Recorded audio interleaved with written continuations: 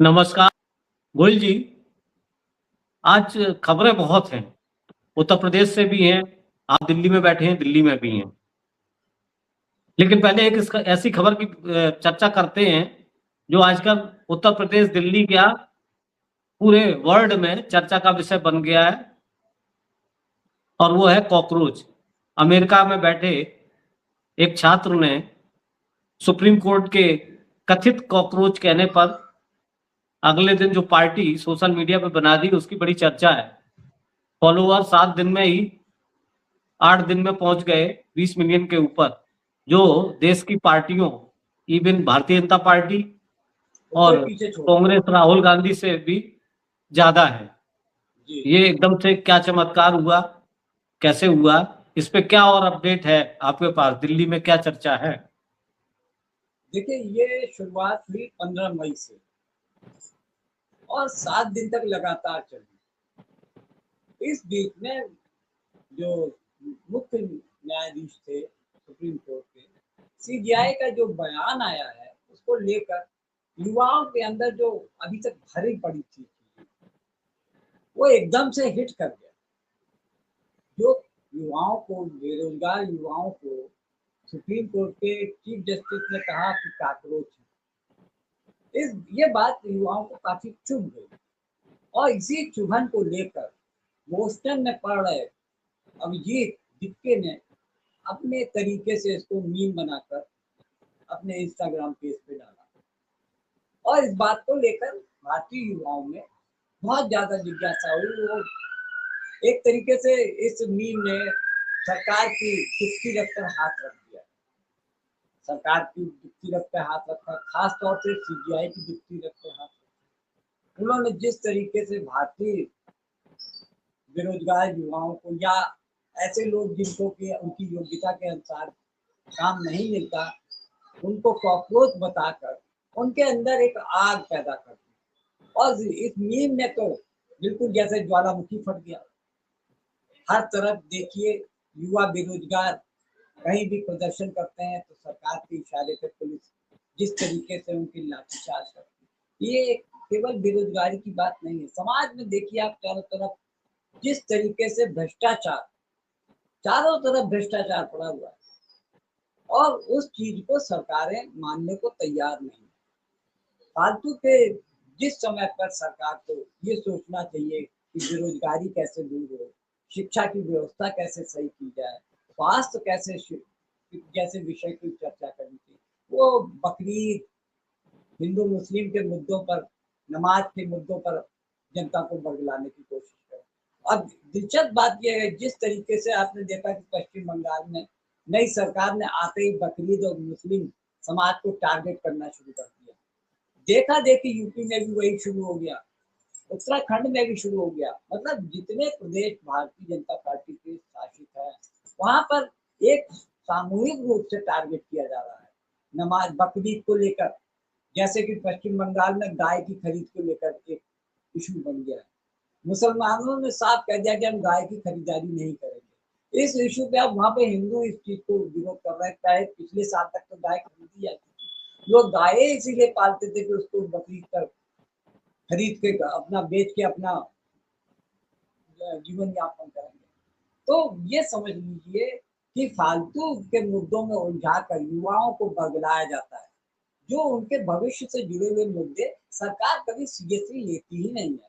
और कॉकरोच ने जिस तरीके से युवाओं के दिलो दिमाग पर अपना प्रभाव छोड़ा, उससे ये मुद्दा बहुत अच्छी तरीके से दिमाग में बैठ गया युवाओं को कि ऐसे ऑनलाइन प्लेटफॉर्म होने चाहिए जहाँ पे अपनी बात, मन की भड़ास निकाल सके। और ये मीम जिस तरीके से केंद्र सरकार मीम, व्यंग और सटायर को लेकर इतनी ज्यादा सशंकित हो जाती है कि वो उन पे मुकदमे लादने की कोशिश में रहती है। तो ये समझिए, ये जो सोशल मीडिया पर कॉकरोच जो मिशन चल रहा है, उसको युवाओं की अंदर भीड़, कुंठा, सुरक्षित भविष्य को लेकर जो चिंता है, अच्छी एजुकेशन को लेकर जो चिंता व्याप्त है, उसको लेकर युवाओं ने बहुत अच्छी तरीके से कॉकरोच जनता पार्टी को स्वीकार किया है। और अब सरकार के बस की बात नहीं है कि इस पर वो कंट्रोल कर ले। अभी तो केवल ऑनलाइन प्लेटफॉर्म है, अभी सड़कों पे उतरे कहाँ है ये? ना कोई जी बैनर जी लगा है, ना कोई पोस्टर लगा है। तो समझिए कॉकरोच व्यवस्था की सिस्टम की दीमक को खाने के लिए बिल्कुल तैयार है। जी जी जी, बिल्कुल बहुत सही कहा आपने। गोयल जी, आपको बता दें, ये जो बेरोजगार हिंदुस्तान में जिनको कॉकरोच कहा गया और जो कॉकरोच के रूप में अब निकले हैं, सरकारी आंकड़े खुद बताते हैं कि 3.5 करोड़ जी बेरोजगार इस समय हिंदुस्तान में हैं। लेकिन जी जो एजेंसियां हैं जो इस चीज का सर्वे करती हैं, जो प्राइवेट एजेंसियां, वो बताती हैं कि 5.5, 6 और 6.5 करोड़ का ये आंकड़ा हो सकता है बेरोजगारों का। ये है, नहीं, सरकार आंकड़े आपको छुपाती है, सही नहीं बताती है, इसमें कोई दो राय नहीं है। दिल्ली यूनिवर्सिटी के जेएनयू के प्रोफेसर अरुण मिश्रा, उन्होंने एक किताब लिखी है, उसमें ये बताया कि 8 करोड़ लोग ऐसे हैं, न पढ़ रहे हैं न रोजगार कर रहे हैं, और सॉरी 12 करोड़ लोग ऐसे हैं जो न पढ़ रहे हैं न काम कर रहे हैं। 8 जी करोड़ जी लोग वो लोग हैं जो कि कृषि क्षेत्र में वापस चले गए हैं। ये एक नया आंकड़ा सामने आया है, और सरकार ऐसे आंकड़ों को छिपाने का काम करती है, और खास तौर से मीडिया हाउस इन सब चीजों को छिपाकर सरकार के कदमों तले अपना सिर झुकाने के लिए मजबूर क्या है, बल्कि वो अपनी स्वेच्छा से जुटे हुए हैं। अब आप अपनी बात करें। जी, गर्मी बहुत बढ़ रही है यूपी में, गर्मी जी बहुत तेज पड़ रही है। और आपको बता दें, यूपी में गर्मी के साथ साथ यूपी की सियासत, लॉ एंड ऑर्डर पे भी तापमान बढ़ा हुआ है। पिछले सप्ताह कुछ ऐसी घटनाएं सामने आई गोयल जी, जो चौंकाने वाली हैं, और जिसकी गंभीरता पे हमें ध्यान देना चाहिए। हुआ ये कि पिछले एक लखनऊ की खबर, एक कानपुर की खबर, जो खाकी और खाकी ही आपस में टकरा गई। अभी एक प्रकरण करीब हफ्ते हफ्ते 10 दिन से चल रहा था। एक सिपाही हैं उत्तर प्रदेश पुलिस में, सुनील शुक्ला, उन्होंने जी वर्दी में वीडियो बनाए कुछ, और उन्होंने हाँ कहा जी कि देखिए, सरकारी अफसर रिश्वतखोरी करते हैं, और जो 2,000 रुपए से लेके एक आरक्षी से ये आंकड़ा लाखों में चला जाता है, जी क्योंकि बैरक में कई कई हजार आरक्षी होते हैं, तो ये लाखों में चला जाता है। उन्होंने लखनऊ का उदाहरण दिया, जो करीब 8 लाख का था। ये मंथली उगाही होती है। उन्होंने जब ये कहा तो सरकार चौकन्नी हो गई, हाथ पांव फूल गए। सबको पता था कि जांच उस चीज की तो नहीं होगी कि आरोप क्या, लेकिन ये जांच जरूर हुई कि सुनील शुक्ला को सस्पेंड कर दिया गया। जी जी, ये तो तो होता खाकी ही है। खाकी खाकी खाकी की पोल खोल खोल रही थी लखनऊ में, राजधानी में, देखिए सीएम हाउस के भ्रष्टाचार नाक के नीचे। जी भ्रष्टाचार इतना ज्यादा बस गया है, तंत्र में आ गया, सिस्टम में है। आप किसकी तो शिकायत किससे करेंगे? सबसे बड़ी जी, बात है, पूरा तंत्र भ्रष्ट हो गया है, हर ये जगह पैसे का खेल है। जी, ये सबको पता है। अभी तक सबको पता था कि पुलिस बिना पैसे लिए काम नहीं करती है, पुलिस तंत्र में बहुत भ्रष्टाचार है। लेकिन अब जो खाकी के एक सिपाही ने ही पोल खोली, जी लेकिन अब हम लोग भ्रष्टाचार को बिल्कुल आम हो गया है, हम लोग उसको नोटिस नहीं करते हैं। लेकिन अभी इस बीच कानपुर में एक नई घटना हुई, कल ही परसों का केस है।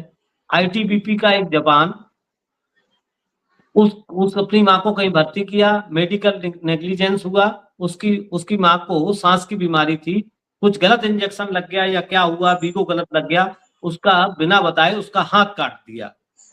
सिपाही का आरोप है कि हमसे परमिशन भी नहीं दी, ओटी में ले जाते समय कोई भी इस तरह का ऑपरेशन होता है तो साइन कराते हैं। पहले परमिशन लिया था, आप इस फैमिली चीज गए की वो थे। शिकायत करने थाने गया, लेकिन थाने में उसकी नहीं सुनी गई। आईटीबीपी का जवान था, वो भी देश की सुरक्षा में लगा हुआ जवान है। काफी भटकने के बाद ये बात जब उसने अपने उच्च अधिकारियों से कही, उच्च अधिकारियों ने फोन किया, उसके बाद भी कार्रवाई नहीं हुई। देखिए, तो आम आदमी कैसे करेगा, ननको क्या करेंगे, गांव के राम खिलावन क्या करेंगे, जब एक सेना बिल्कुल में सिपाही सही कह रहे हैं। अपनी बात को कहता है और दूसरा सुनता नहीं है। वो भी लगभग एक ही तरह के वो अर्धसैनिक बल हैं और वो सैनिक बल हैं, दोनों एक ही तरह के हैं, दोनों का लॉ एंड ऑर्डर में अहम रोल है, लेकिन नहीं सुना जाता, क्योंकि ये कहीं ना कहीं सरकार के ऊपर तमाचा लगेगा, मेडिकल नेग्लिजेंस है। उसको सीएमओ की जांच में उलझाए रहे, और उस पर कोई कार्रवाई ना होते होते देख, जब वो अपना उस माँ का कटा हुआ हाथ लेके एसपी के ऑफिस पहुंच गया, तब जाके आनंद फानन में मीडिया में उसका वीडियो वायरल हुआ, तो हरकत अरे में ये आई। कहिए कि उस वीडियो वायरल करने वाले के खिलाफ मुकदमा नहीं हो गया, जी जी तुरंत हाँ, अभी उठाएंगे, उसको नहीं उसको तो ढूंढा उसको। जाएगा। लेकिन इस हाँ बीच हुआ क्या, उस जवान ने अपने जब कमांडिंग ऑफिसर को कहा, सीओ को कहा, तो सीओ पहुंच गए एसपी ऑफिस अपने दल बल के साथ, हाँ, एडिशनल अब तो लाव कमिश्नर लश्कर के एडिशनल ऑफिस साथ में सर, हथियार लाओ। बंद सब। और हाँ, और वो भी उन्होंने वो 50 जवानों को लेके पहुंचे और उन्होंने वहां पोजीशन ले ली। और पोजीशन लेके इधर उधर जो नहीं खड़े हो जाते हैं, तो उसका मामला बड़ा संदिग्ध हो गया, उसका भी वीडियो वायरल हो गया। हालांकि जी बाद में कमांडिंग ऑफिसर की तरफ से सफाई सफाई आई, दिल्ली मुख्यालय सफाई आई कि नहीं ऐसी कोई बात नहीं थी, वो तो अपनी बात कहने गए थे, जो ऑफिसर थे उनके साथ उतना लाव लश्कर चलता है। लेकिन ये ऐसा था नहीं, था यही कि ये भी टकराहट थी जो दिखती है। लेकिन आप सोचिए कि जब इतने सेना के जवान, पुलिस के जवान बात कहेंगे तो लिख भी ली जाएगा, आम आदमी का क्या होगा, हमारा आपका क्या होगा, सवाल ये खड़ा होता है। दूसरा, हाई कोर्ट, ये तो आपको हाई कोर्ट, अभी कुछ दिन पहले हाई कोर्ट ने कहा उत्तर प्रदेश सरकार के वकील को लिखित में कहा, और उन्होंने नाम लिखे, 19 नाम लिखे कि आप इनकी जांच, जो कि माफिया है, उन तो उसमें नाम है, उसमें कुछ नाम मैं आपको बता दूं, धनंजय जी सिंह, ब्रजभूषण सिंह, हाँ विनीत सिंह। उन्होंने कहा कि नाम लेके कोर्ट किए उन्होंने, तो उन्होंने इनकी स्टेटस रिपोर्ट बताई है, इनके ऊपर कितने मुकदमे हैं और कितने इनको लाइसेंस, असलाहे के लाइसेंस दिए गए। एक टीवी चैनल के और हाँ, और बहस में भी जी वो ओवैसी के दल के नेता वसीम, जी जिनका नाम है वसीम जी वकार, उन्होंने हाँ साफ नाम लिस्ट सुना दी पहले कि ये देखिए इसमें कितने मुस्लिम हैं और कितने हिंदू हैं। उसमें मेरे ख्याल से मुश्किल से 3 या 4 मुस्लिम नाम थे, बाकी सब हिंदू है। तो ये समझ में आता है किस तरीके से प्रश्रय मिल रहा है इन लोगों को, सिर्फ राजनीतिक फायदा लेने के लिए।